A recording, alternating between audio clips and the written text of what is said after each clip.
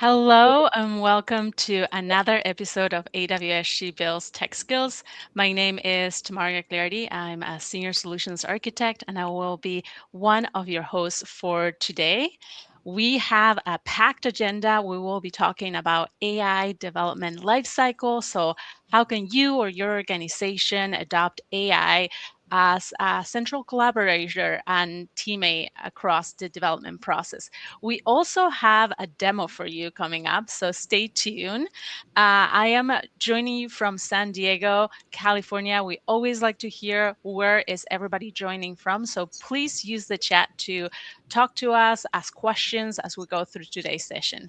I'm also co-joined today, co-hosting with MJ. MJ, welcome to the show. Please introduce yourself and tell us a little more about who you are.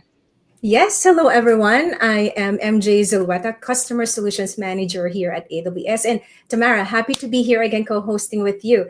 I am based out of Minnesota in St. Paul. So, yeah, it's a sunny weather sort of here today. So, we're kind of happy about that. So, again, for the audience, like, feel free to pop in, like, where you are dialing in or watching us from. Now, I don't want to keep our guest and audience waiting. Our guest for today is Titi Ogundeji, our SA leader in ISB segment. And Titi, would you like to introduce yourself to our audience and give us a little something about yourself? Oh, thank you, Zulueta. My name is Titi. I am based in Vancouver. The weather is beautiful today. A bit raining, but compared to the rest of Canada, I would say we are winning. So happy to be here to talk to everyone about a favorite topic of mine, which is AIDLC. I started my career in the IT industry, starting as a software developer, like a lot of people. And I had the opportunity to develop quite a number of solutions for different organizations, but specifically within industries like FSIs and some big techs, but mostly around building SaaS-based applications. And after that, I joined some big tech organizations as a solution architect, where I also started my career as a solution architect later. And I was opportune to work with organizations such as Huawei, MasterCard, Deloitte, SAP, and now AWS. Yeah. Wow, that's a long list of experiences. So we're happy that you're going to be discussing with us AIDLC. So excited about it. Same here. Yeah. Titi, maybe we can start on like telling us about what is AIDLC. What does it stand for anyway? Well, AIDLC is AI driven lifecycle. So it's just basically using AI within software development lifecycle. So think of what you typically do day in day out when you are about to launch a new product, which in most organizations start with requirement gathering, then before going into development, before going into testing, and then launching the product. So it's just all about using AI across each of these verticals and horizontals within the organization. Excellent. And Titi, you mentioned your background was in development. I remember when I used to develop I used to develop in Java, and in my own IDE, I would run this compiling as I was writing the code, and almost every single time the compiler wouldn't compile. And I remember when the IDE came with autofill, it was a lifesaver because I used to misspell a lot of things. But that takes me to the topic. There has been an evolution and there has been a history behind how we got to AI DLC. So, can you walk us a little bit through what the history of IA DLC is? And maybe we can pop up a visual here in terms of what that looked like in terms of the changes. Yeah. So, well, I would say this whole started in 2023, which a lot of people will agree the year of generative AI, which also led to the advent of new AI tools that help developers just write code faster. So in 2023, what a lot of developers do say is, oh, now I can generate new lines of code. I can complete my code I can get some help from the AI tools. And slowly that evolved in 2024 to the year of AI coding tools becoming a coding assistant. So developers start having a new coding companion that can assist them in generating code even way much more faster and being able to also answer basic questions through interactive prompting. And now, from last year and slowly into this year, we saw that evolved really, really quickly into AI tools, not just completing code or just answering basic questions, but also able to complete tasks with human in the loop end to end. And that gave the rise to the advent of AI DLC methodologies that we're also seeing in the market today. So it's all about using AI to achieve development tasks with human in the loop, meaning you're using AI to get a lot of things done, but with you still being in control of how the AI acts.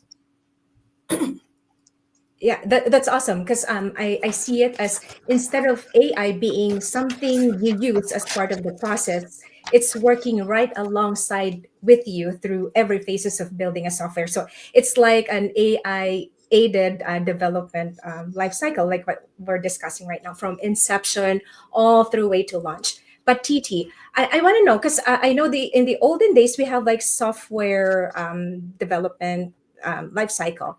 What is AIDLC is trying to fix or solve for? So what we noticed between as we moved across the years since the evolution of generative AI tools up to now where we have agentic AI tools, what we realized is that a lot of organizations are still seeing challenges where some part of their team members are adopting the tools, but they are not seeing widespread adoption. And we also see organizations that are saying that, hey, this change is coming really fast. But I have over like 10,000 developers. How do I make sure everyone is operating at the same level? Which is even something I struggle with as a leader as well in AWS. I want to make sure that all of my teams are performing at the optimist level. And we're also seeing that in the industry as well. So customers are asking us, how can I make thousands, hundreds of my developers AI native? How can I make them AI first? And you can fully achieve that without considering all the cross-functional teams that developers do work with. So think of personas such as product managers, product owners, testers, architects, business owners. These are people that developers have to interact with day in, day out to get some of their features released quickly into the market. Thanks, Titi, for walking us through. I keep on hearing with the customers that I work with a lot of the items that you highlighted.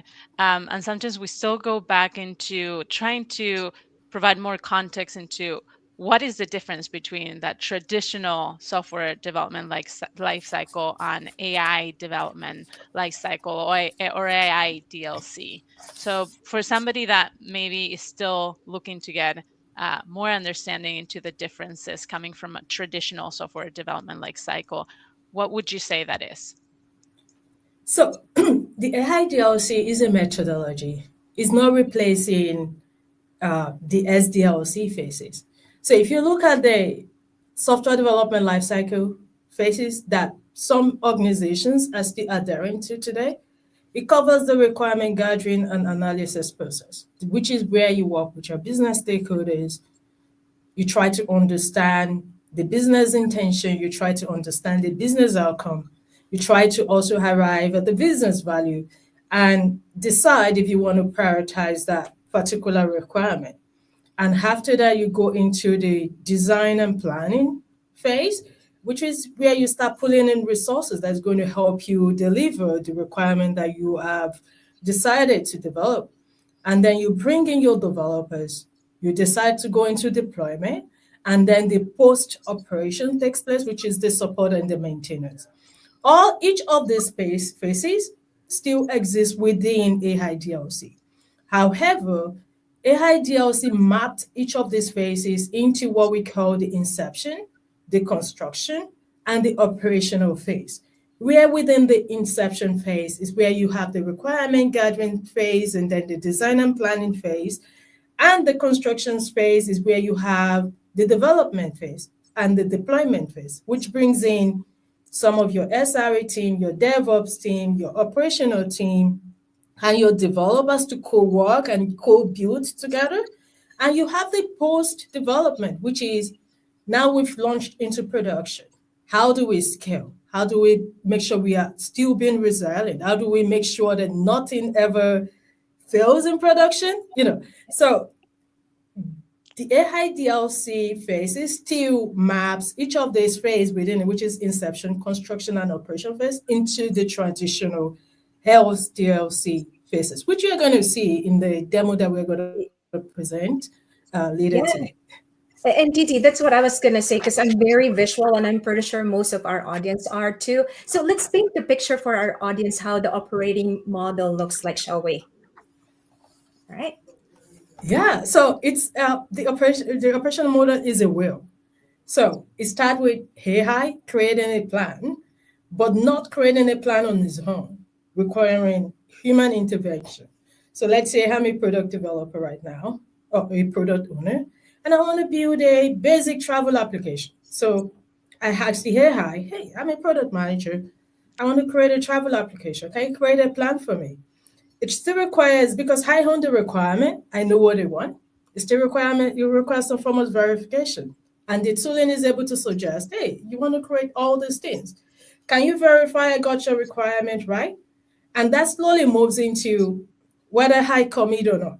If I'm committing, it goes ahead to either refine the plan or to start execute or to actually deliver the plan. And if I'm okay with the plan, it goes into the execution mode.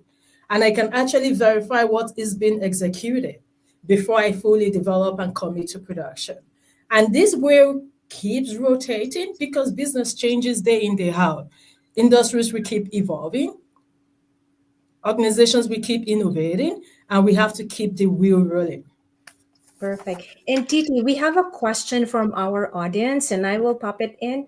What are you doing to expedite your software development lifecycle process at your job?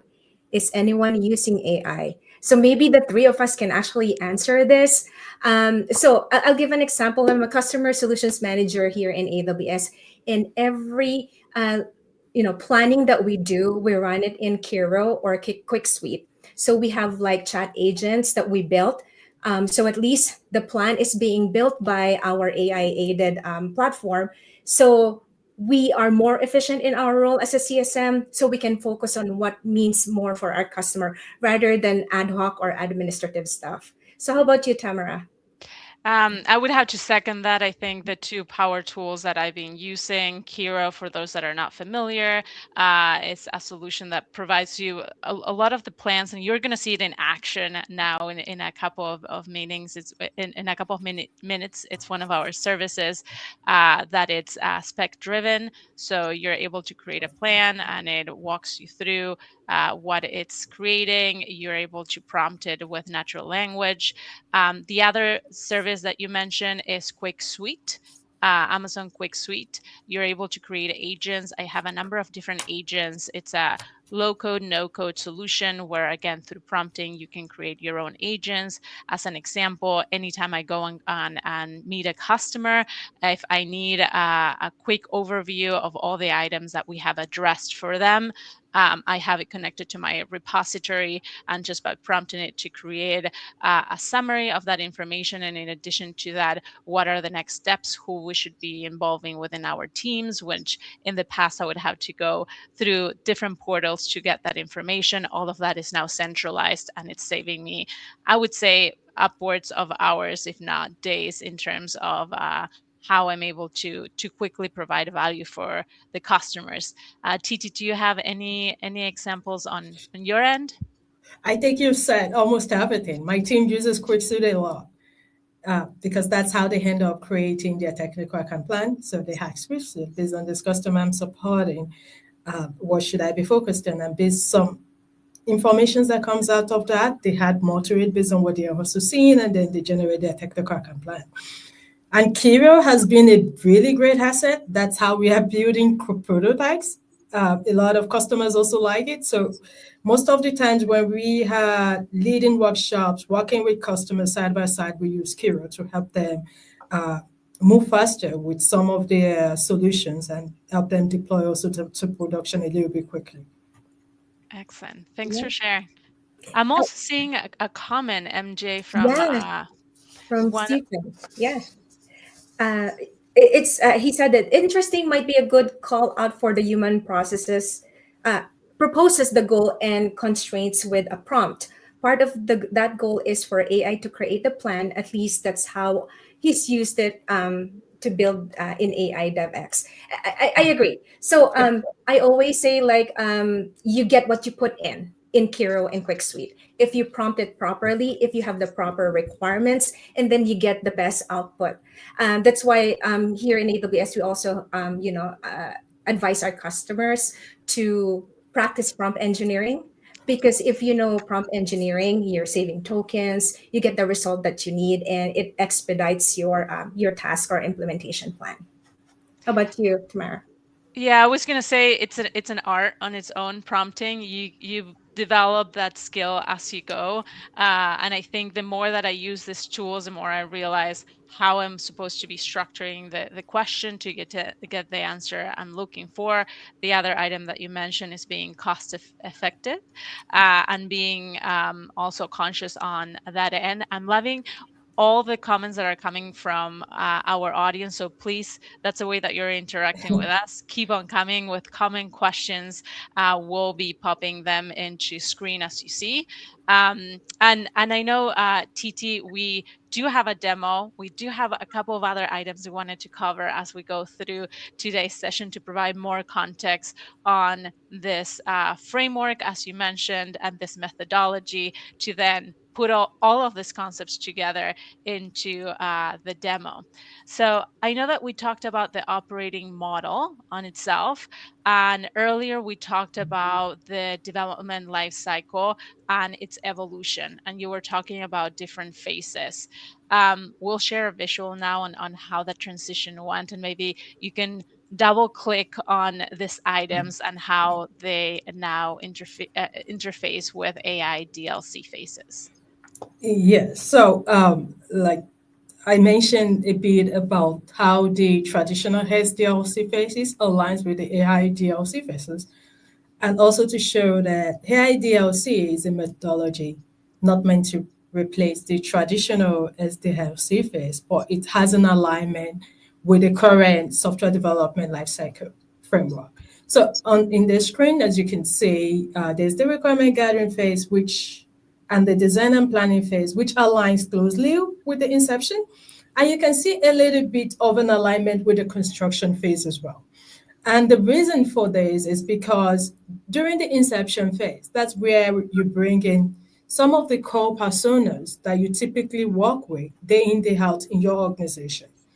So if you have an organization that brings in the business team, the product team, the developers, the architect, the testers in a room before your pre-planning phase. The same thing is still going to happen in the AI DLC phase. However, the only difference is that your mode of interaction will be more AI driven with intention rather than to do a couple of long talks that just at times takes like 5 days, or depending on the organization, it can go into weeks before an agreement on what needs to be built is made. So it makes brainstorming, collaboration much more faster than in the traditional phase. Yeah, and I'll give an example on how we use AIDLC in my segment, swim segment. So a couple of weeks ago, I had a customer. They have a use case in automating their Confluence and Jira ticketing system. So at first, we're like, "Oh, this is probably too small of a use case to try the inception stage or construction stage." But there's no project small to apply AIDLC, in my opinion. So what we did is that we went to Kiro. They said like, we're not sure how to use Kiro whatsoever, but we proved to them that it's really easy to use it. all they have to do is like put in the requirements. What do you want to do? We want to automate Jira and Confluence, ticketing system, etc. And in like few minutes, it built its requirements for our customer.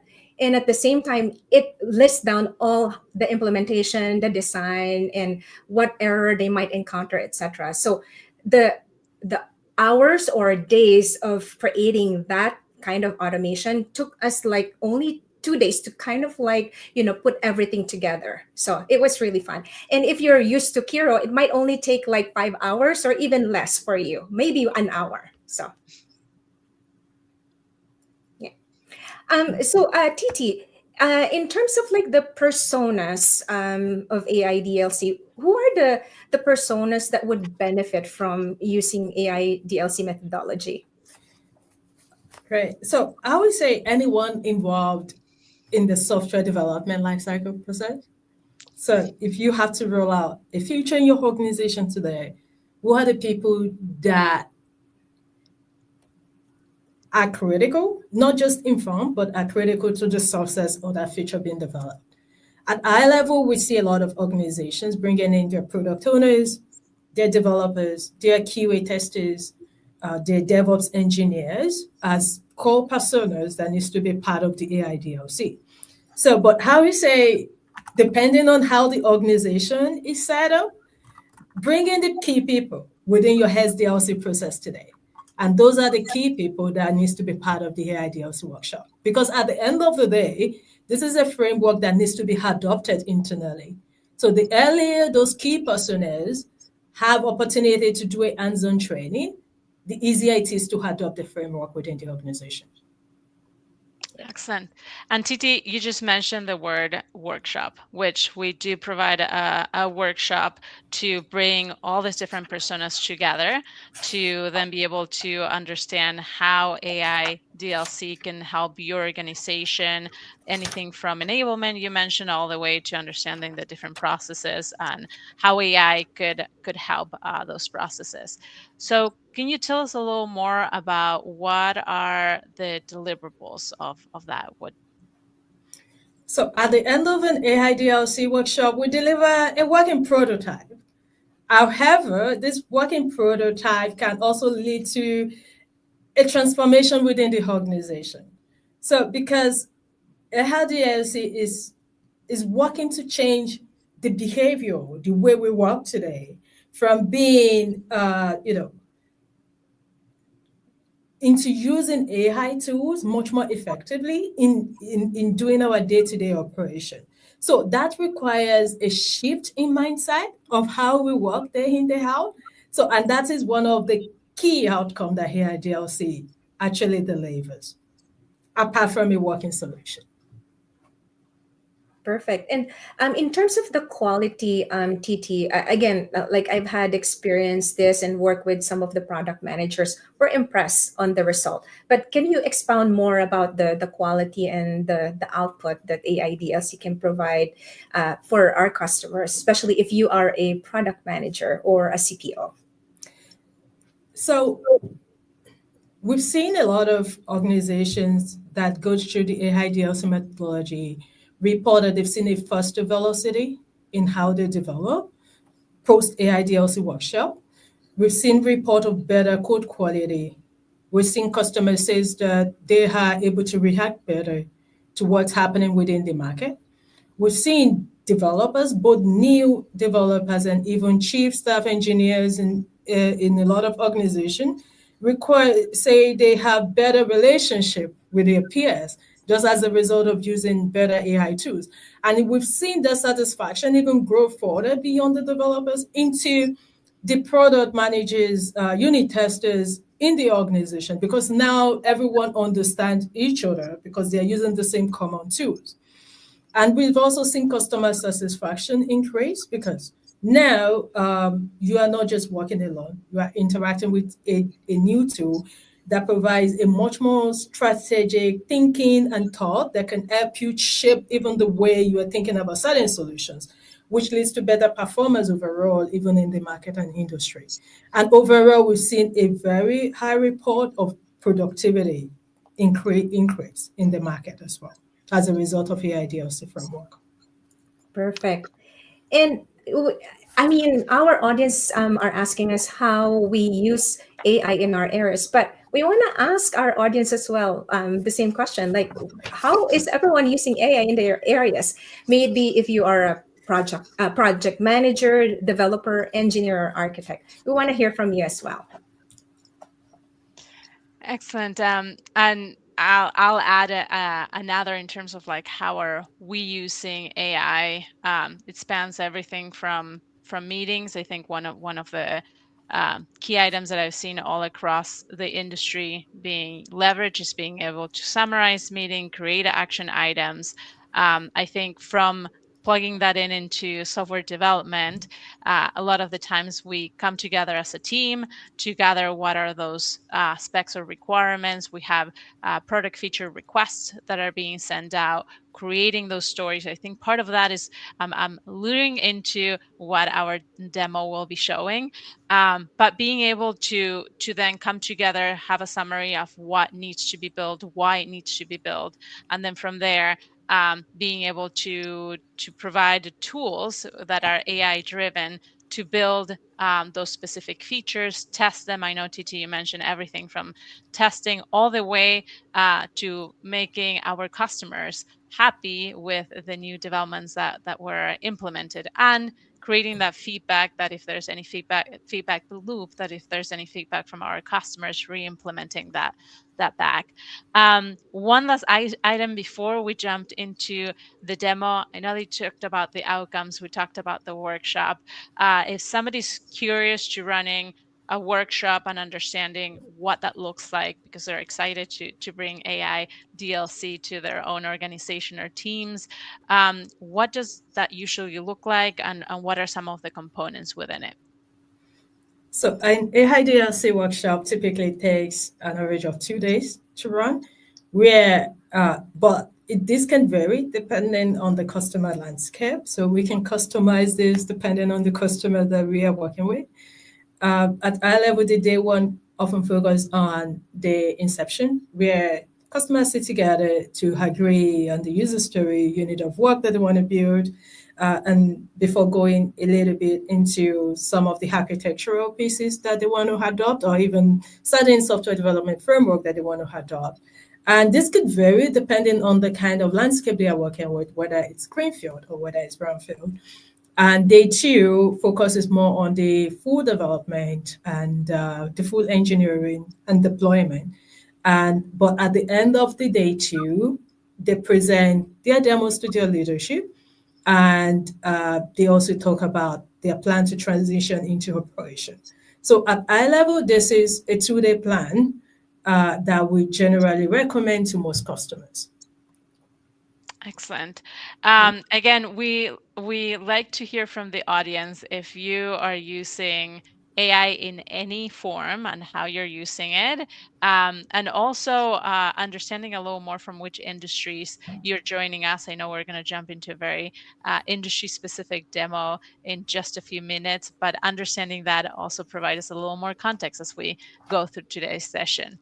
With that, Titi, we have, I think, a lot of context onto how the methodology works, what are the different personas.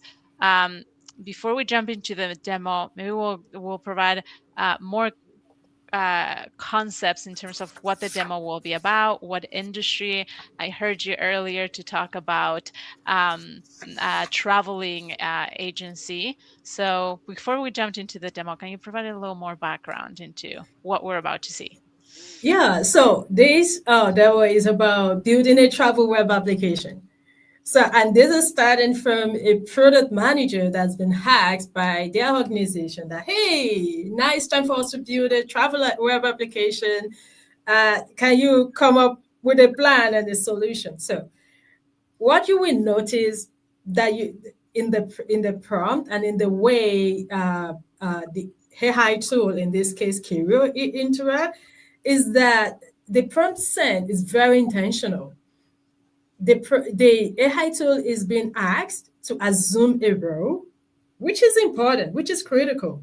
Because most times when a lot of us do interact with AI tools, we go directly into solution, which could be Remember what I just said. You've been asked to build a web application tool. Normally, people will just go to AI tool. Can you build a web application tool for me and make sure I am able to book and delete my web application? Mhm. And that ends there. However, when you are prompting with intention, you have to think about your role in your organization. Like, what are you going to do on a normal day when you receive such requirement? The first thing you want to do as a product manager is act as a product manager and ask product manager question. So you will notice within this demo how the user actually interact with Kiro, where it's been asked that, hey, I'm a product manager. This is what my role looks like. And I want you to create a plan first before going into solution with a tag specific to create this web application, but make sure that this web application has features such as the date, location, budget, typical information that are captured within web application.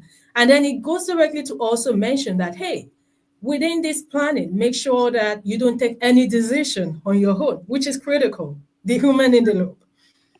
Any critical decision prompt me to approve, which is important because even in real life, in real world, when you're working within the teams, there are some critical decisions that you still need to get some answers from your business teams or even from your developers as well. So it's not taking the human in the loop away, but is prompting the users are prompting the AI tool with specific intent. So I will pause there so that we can watch it in action. No, I cannot wait to do the demo. And for the audience, this is a pre-recorded demo because we want to dissect it with TT as we go through the demo. So you will see me playing and pausing the demo. And if you have questions in any of the phases, please pop in your questions and we'll be happy to answer them for you. So TT, let's start with this one. So you mentioned that this is in Kiro. And it's showing the prompt. So I'm going to go ahead and play. So tell us, Titi, what is happening right now on the screen? So right now on the screen, you will notice that the user prompted Kiro and said that, hey, you're an expert manager, asking Kiro to take the cap as an expert product manager. And he's also asking Kiro to say, hey, you're an expert product manager, and I want you to actually create well-defined user stories that will become a contract for the system I'm about to develop. What you will notice in the prompt is the behavior. It's asking the AI to behave first in certain ways before actually listing what the AI has to do. And that is really critical. So you will also notice the prompt also has information such as the tags, meaning, hey, now go directly after assuming this row, where within this row you will I need a specific guardrail on certain decisions I need to approve. And then after that, going to building a web application that has the specific attributes or features or behaviors. And what I've noticed is that it's just very natural human language instructions to the AI. Yes. So it's like talking to someone like, hey, this is my requirement as a product manager. Lovely. Yes. Yes. Okay, I'll hit on continue. And also, Titi, we mentioned earlier, kind of like a spec-driven development out of this prompt. Is that what's going to be coming out, or what are we expecting here? So at this point, we are expecting the specifications to actually be defined, which is now the system has your requirement, is going to elaborate your requirement into specifications, and it's going to build user stories out of the specifications that's being generated. So on the screen now, you can see the use cases being created. All right, and then I'll continue.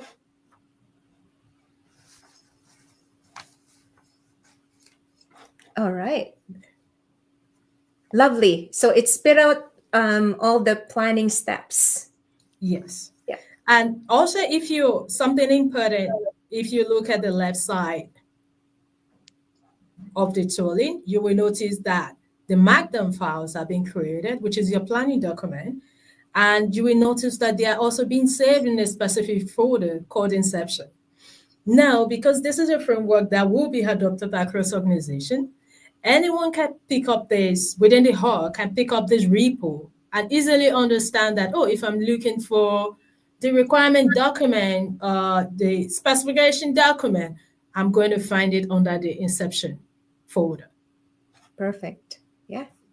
And it's organizing it for you. So lovely. Yes. All right.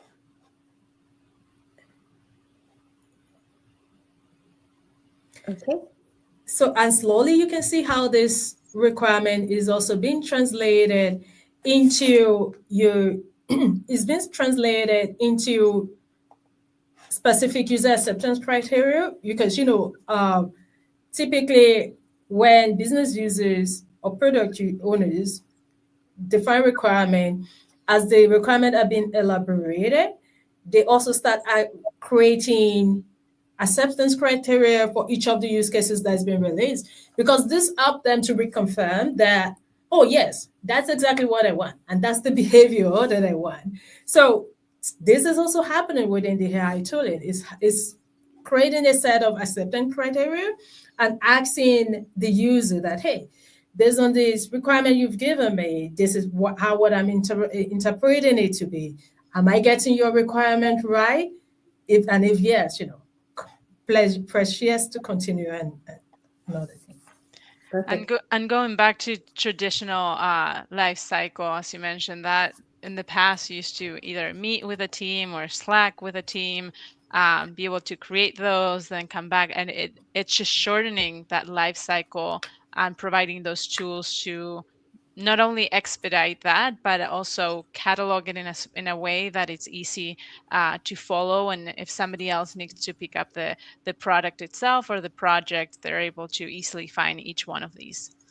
Yes, and I could even give an example of a customer I spoke with last week on this specific topic, and I did this demo. And the first thing they said was, we need to get our product team in, because if they can use this tooling, we will have less friction, because we won't have to ask a number of questions. Then we just, everything will be done before it comes to our team. So that's what we are seeing in the market and in the industry today. So that's where AI DLC adoption is getting a lot of customers too, reducing frictions among transversal teams. Yes, and looks like everyone has a voice Yes. during the workshop as well, or during the inception. So looks like after after the prompt, we're now down to it dissected the unit of intent, what you want to build. So I love that it's giving us some dissected information, like based on your requirements, looks like these are your intent. Is this correct, right? So I'm gonna play the demo. Yes. So now the use cases, user stories, acceptance criteria, they've all been developed. In typical world, the next step would be to come up with your conceptual architecture, to start looking at your existing building blocks that you can reuse, or to also see if you need new building blocks to achieve that solution. So you can see that the user is also prompting the AI tool to say, hey, now you are no longer a product manager, meaning I need you to change your behavior, and you now need to start thinking like a solution architect. And here is what I need you to do as a solution architect. You are going to build this solution. However, I still want to have to review what you're building. So that causes the tooling to actually start raising a number of questions before going into a full construction mode. And you can see specific tags also is being sent to the prompt, like, hey, create these markdown files where the user stories are then broken down into multiple units. And then also the unit has to be coupled with each other. So there are specific instructions on how the tooling will go into the construction phase. So right now we are moving, this will cause the tooling to shift a bit away from the business behavior into a little bit of the technical mode, which is where the full architecture will be scoped out and being built. Yeah.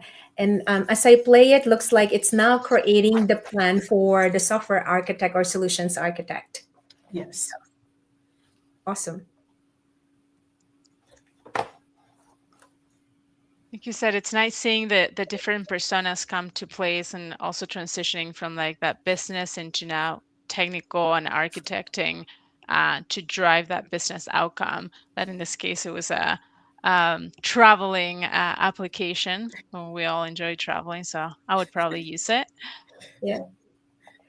And So, what I and oh, go on, sorry. yeah, and if you look at the left side again, you will notice that now we have more Markdown files. Uh, and then we have like the user preference being created, recommendation being created. It's not just the planning information now. So now it has gone into specific units of the application that will be tested after it's been built. Uh, yeah. Yeah. And what I've noticed is that the human interaction is still there because it will spit out the plan and the steps and it will ask you, well, is this what you want? Or do you want to make some edits? I love that we have the ability to edit when it's like kind of like, no, it's not what I wanted. Let's redirect you to what we wanted. So, Yeah. Yeah. And that ties, I think, with one of the comments that recently came from our audience and how do you manage stakeholder expectations when AI outcomes are probabilistic and maybe not always as expected. I think that human in the loop is one of the items that makes all of this kind of like glued together, being able to write the prompts in a way where it drives the outcome as well that you're looking for your organization and having those checkpoints in terms of having human in the loop, somebody that understands what the outcome should be, understand how to drive the tools that are provided to you on AI. Titi, what have you seen on your end? Yes, we have a lot of organizations asking for governance. Yeah, some are complaining asking for security guardrails. Like, hey, if we hand over AI tools to everyone in our organizations and they're able to build, how do we make sure that we still have some level of control? At least we know what's been done.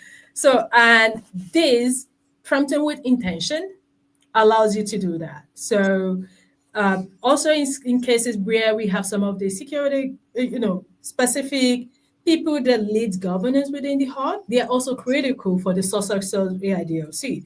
And we always work with customers where we tell them, hey, if you have critical personas within your organizations, security could be one of them, or privacy and compliance could be another, legal could be another. Make sure they are in the room and you all work together so that the specific guidelines that need to be in the application is also scoped from the start. yes, perfect. And it kind of is related to this question that came from one of our audience, like how do you manage stakeholder expectations when AI outcomes are probabilistic and not always 100% accurate? Well, human in the loop. Exactly. I think that's what we were discussing earlier. Yes, Yeah. exactly. It was driven by this question. So thank you so much for the audience for interacting with us and keep on asking questions as we go. I know that you'll have us for the next 16, 15 minutes. Yes. So please keep on asking questions and we'll be happy to pop them up and answer them for you. Yes, and let's go ahead and continue with the demo as well. So looks like now it created the domain design. Yes, because the tooling is still taking on the role of a software architect, which involves the actual construction of the application. So that's what you're seeing being done right now at the I moment. love it. Yeah. And looks like it's the tasks are a little bit more high technical than the previous prompting because again the persona has changed from the product manager into solutions architect persona. So as you can see in your screen, you will see that the context, how to aggregate identity, the value of the objects, etc. So all right, I'll continue with the demo.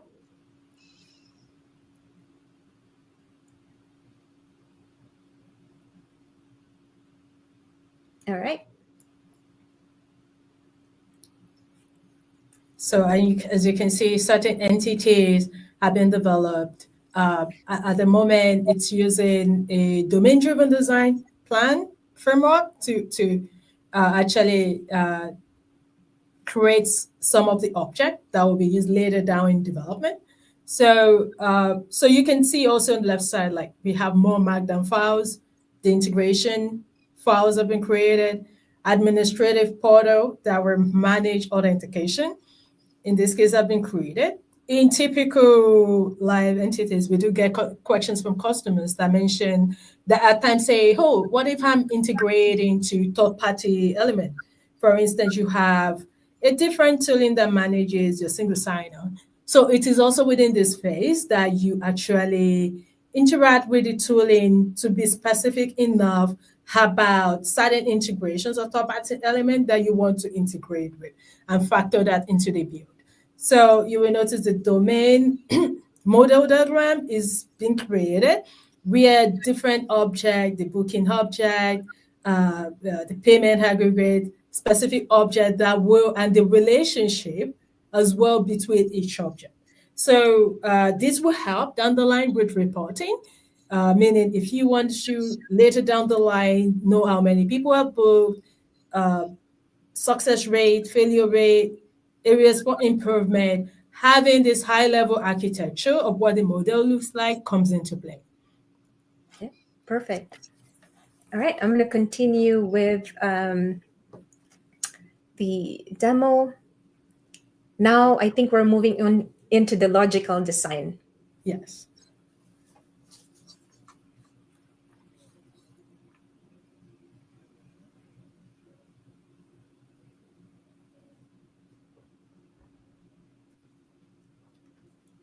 All right, and as you can see, the user was interacting with, the model and saying like, "Well, the design looks good to me," so Yes. it went ahead and created this Yes. logical design.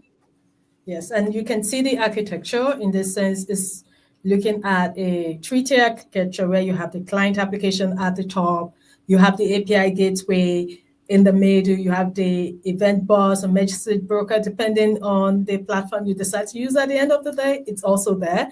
And then you have each building blocks as a module at the on the downstream. Now, in real world, your booking service can be a different app. Payment service can be a different hub. Notification service can be a different hub. You could decide to use SNS. So this high-level architecture just shows this is the component diagram that we are going to use within this development. And you can also see that there's also another further downstream where in case you then need to integrate with some third parties, which in this case could be a travel provider, or even certain payment gateway that you want to interact with for payment, or even certain notification channels as well. Perfect. So it's nice to see visually, but like you said, each component then will have further steps to make sure that they follow the development guidance, even that your organization has. It's something else that I know with customers. They say we have this specific guidance requirements, anything from security to parties that we're integrating. So all of that could be in this phase. Is that what you mentioned earlier, TT?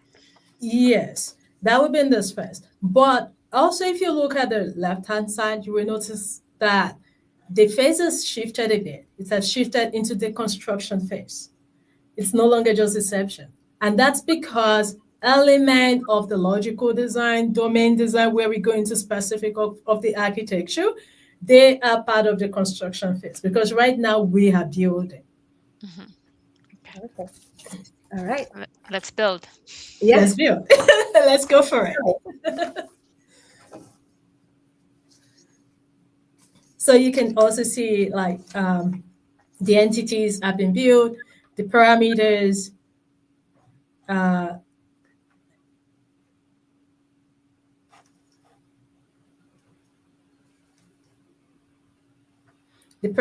the fields, the breakdown into each interfaces. They're also being proposed within the application. So if you look at the right side, you will notice that the application now have a bunch of Python script being generated. Yeah, we have Python script for notification, for event, for booking. Uh, the system at this point is using Python because it was being instructed to do so. You can make these changes on your preferred framework as you're building. So if you do want to, let's say within your organization, if you're still monolithic and you want to use monolithic architecture, it is still possible. And if you are still using MVC framework and that's what you want to stick to, it's still possible. You can instruct you can instruct Kiro that hey, we are very, a bit conservative here. Use use Spring Boot, and that's how we want to go. So you can do that as well. So it's pretty flexible. It depends on the framework that the organization have decided to adopt or decided to use within their software engineering development life practices. And also you can ask for recommendation just Yes, in case you want to opt into the best approach. and I know we Perfect. still have a few more minutes to go before we continue the demo.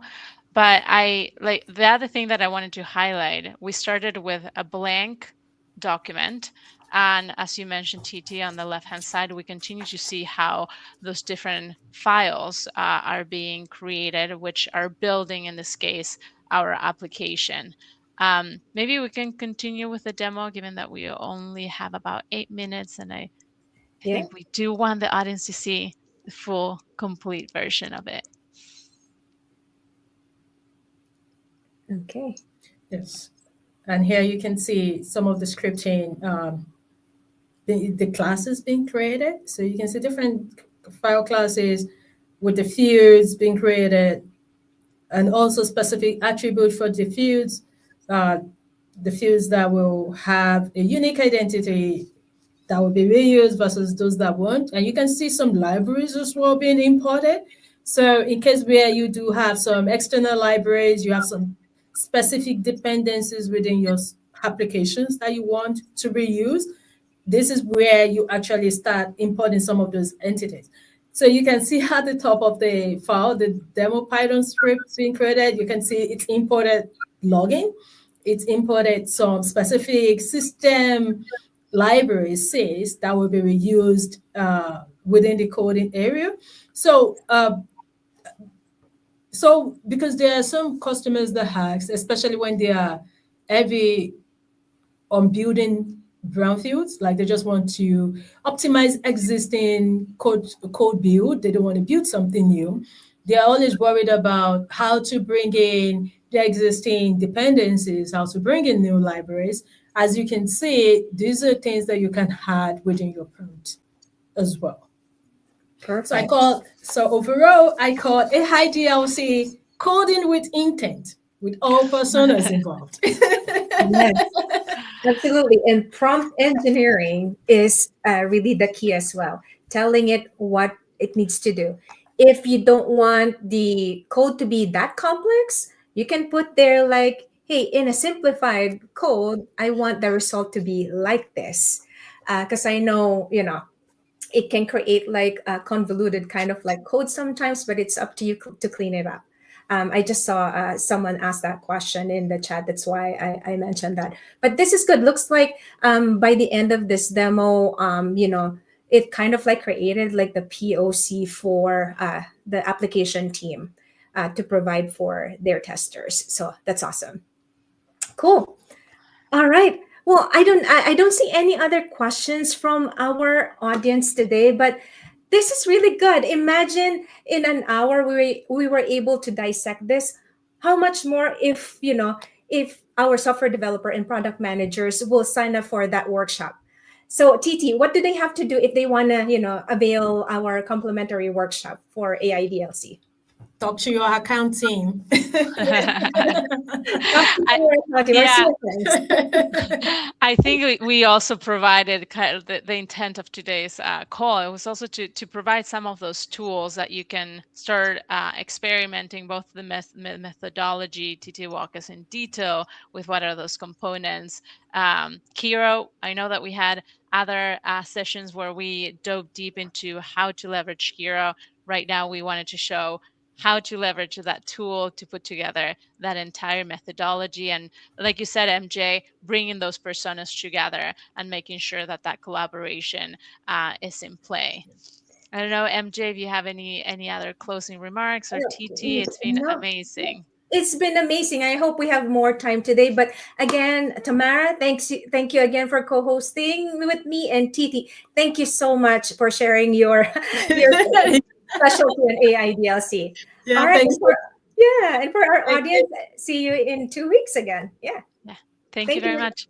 All right, Thanks for bye. having me. Bye.